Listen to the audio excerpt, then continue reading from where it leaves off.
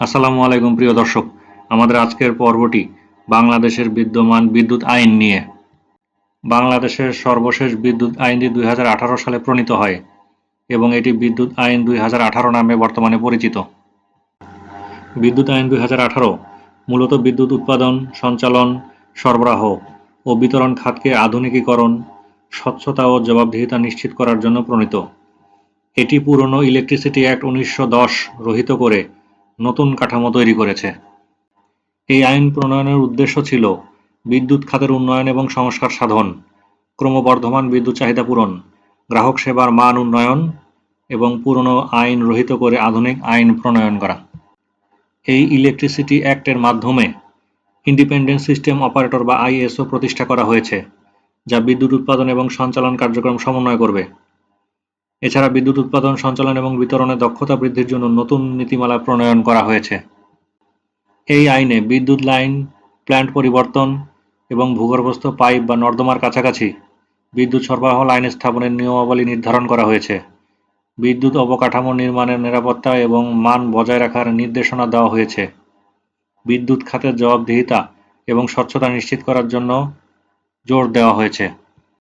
এই আইনের আওতায় বিদ্যুৎ উৎপাদন, সঞ্চালন এবং বিতরণ ব্যবস্থার সাথে জড়িত প্রতিষ্ঠানগুলোকে লাইসেন্সি নামে অভিহিত করা হয়েছে। এই আইনের আওতায় ক্ষতিপূরণের ব্যবস্থা রয়েছে, অর্থাৎ কোনো লাইন নির্মাণকালে কোনো ব্যক্তি বা সংস্থা যদি ক্ষতিগ্রস্ত হয় তবে তার উপযুক্ত ক্ষতিপূরণ প্রদানের বিধান নিশ্চিত করা হয়েছে। এছাড়াও পথের অধিকার বা রাইট অফ ওয়ে সম্পর্কে বিস্তারিত বর্ণনা করা হয়েছে। এই আইনের অধীনে বিদ্যুৎ লাইন স্থাপন বা পূর্তকর্ম সম্পাদনের প্রয়োজনে ভূগর্ভস্থ, ভূমি বা ভূমির উপরস্থ লাইসেন্সির পথের অধিকার থাকবে। ভূমি অধিগ্রহণের বিষয়ে বলা হয়েছে, লাইসেন্সি কর্তৃক বিদ্যুৎ কেন্দ্র বা উপকেন্দ্র স্থাপনের জন্য কোনো ভূমি অধিগ্রহণের প্রয়োজন হলে তা জনস্বার্থে প্রয়োজন বলে বিবেচিত হবে এবং ভূমি অধিগ্রহণের ক্ষেত্রে প্রচলিত আইন এবং বিধিবিধান অনুসরণ করতে হবে।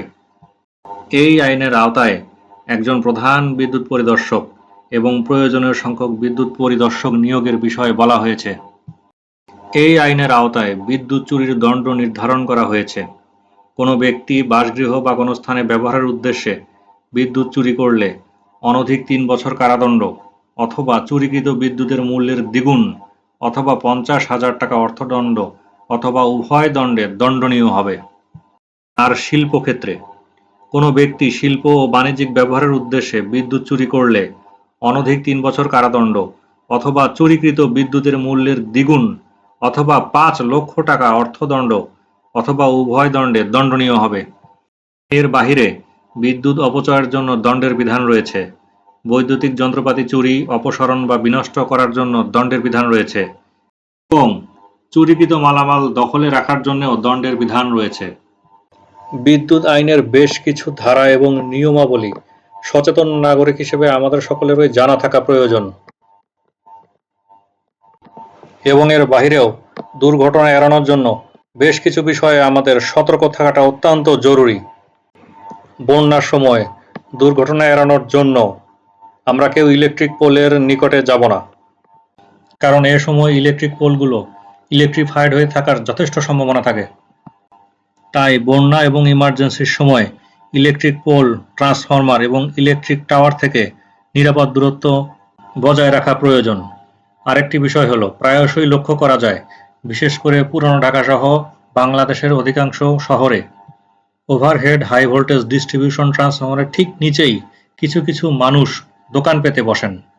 এটি অত্যন্ত বিপজ্জনক একটি প্র্যাকটিস, কারণ যে কোনো মুহূর্তে অগ্নিকাণ্ড ঘটার সম্ভাবনা থেকে যায়। এছাড়াও বাংলাদেশে আরও একটি ম্যাল প্র্যাকটিস বিশেষভাবে লক্ষ্য করা যায়। প্রায়শই দেখা যায় হাই ভোল্টেজ ইলেকট্রিক ওভারহেড লাইনের ঠিক নিচেই কিছু মানুষ বিল্ডিং নির্মাণ করেন এবং কিছু কিছু ক্ষেত্রে কোনো প্রকার ক্লিয়ারেন্স রাখেন না, কোনো প্রকার গ্যাপ থাকে না।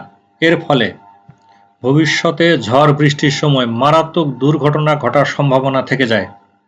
বিশেষ করে পুরানো ঢাকা সহ ঢাকার আশেপাশের বেশ কিছু এলাকায় এই প্র্যাকটিসটি লক্ষ্য করা যায়। নিজে সাবধান হন, সচেতন হন, অন্যথায় একটি ভুলে সারা জীবনের কান্না হতে পারে।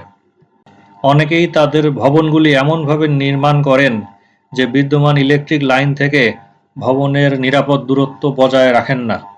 এর ফলে আপনার বাসাবাড়িতে যদি কোনো শিশু থাকে যারা প্রায়শই খেলতে গিয়ে ব্যালকনিতে চলে আসে, তারা ব্যালকনির মধ্য দিয়ে হাই ভোল্টেজ লাইনের সংস্পর্শে চলে আসতে পারে এবং এক্ষেত্রেও মারাত্মক দুর্ঘটনা ঘটার সম্ভাবনা তৈরি হয়।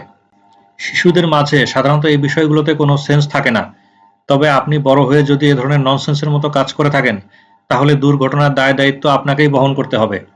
প্রিয় দর্শক, এই বিষয়গুলোতে আমরা সবাই সচেতন হব। এতে জীবনের ঝুঁকি এবং জানমালের ঝুঁকি কমবে। আজকের মতো এ পর্যন্তই। ভালো থাকবেন। আসসালামু আলাইকুম।